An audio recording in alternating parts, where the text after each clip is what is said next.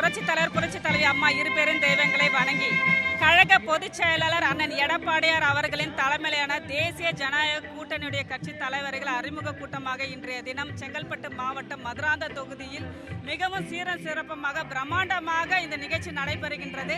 அதுவும் எங்களுடைய மதுராந்தக தொகுதியில் நடைபெறுகின்ற இந்த நிகழ்ச்சி உலகமே வியந்து பார்க்கின்ற அளவிற்கு பெரும் பிரம்மாண்டமாக இருக்கின்றது. எங்களுக்கு ஒரு பெரிய வாய்ப்பு கொடுத்த எங்களுடைய கழக பொதுச் செயலாளர் அண்ணன் எடப்பாடி அவர்களுக்கு கோடான கோடியை நன்றியை தெரிவித்துக் கொள்கிறோம்.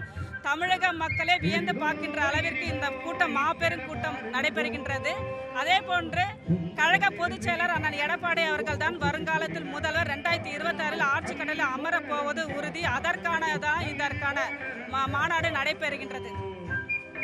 தேசிய ஜனநாயக கூட்டணியுடைய முதல் பொதுக்கூட்டம் இன்னைக்கு நடக்குது. ஆமா, எப்படி பாக்குறீங்க பொதுக்கூட்டத்தை? மாபெரும் திருவிழா போல இருக்கு. 10 திருவிழா ஒன்னா நடத்துற மாதிரி ஒரு எனர்ஜெட்டிக்கா இருக்கும். நாங்க எல்லாமே ரொம்ப ஹாப்பியா இருக்கோம். ஏன்னா இந்த ஒரு பலமான கூட்டணி எங்களுக்கு இருக்கணும்.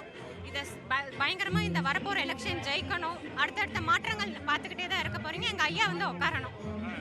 அதிமுக எப்படி இந்த தேர்தலில் வெற்றி பெற நினைக்கிறீங்க? அறிவிப்புகள் இப்ப கொடுத்தாங்களே, இதை விட என்ன வேணுங்க?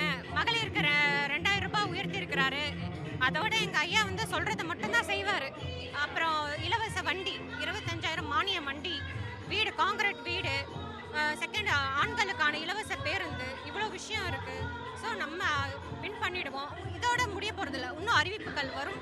மற்ற கட்சியில் இருக்கிற மாரி கிடையாது. நான் எந்த கட்சியும் குறிப்பிட்டு பேசலை. எந்த கட்சியிலும் இல்லாதது எங்க ஐயா இன்னைக்கு ஒரு விஷயத்த சொல்றாருன்னா அந்த விஷயத்த செய்வார். சொல்லாததே செஞ்சவர். ஸோ இதை செய்வார். தமிழ்நாட்டில் இப்போ தேர்தல் களம் எப்படி இருக்கு? தேர்தல் களம் எங்களுக்கு சாதகமா இருக்கு. அவ்வளவுதான். தேர்தல் களம் எங்களுக்கு சாதகமா இருக்கு. நாங்க வின் பண்ணிடுவோம். சகானா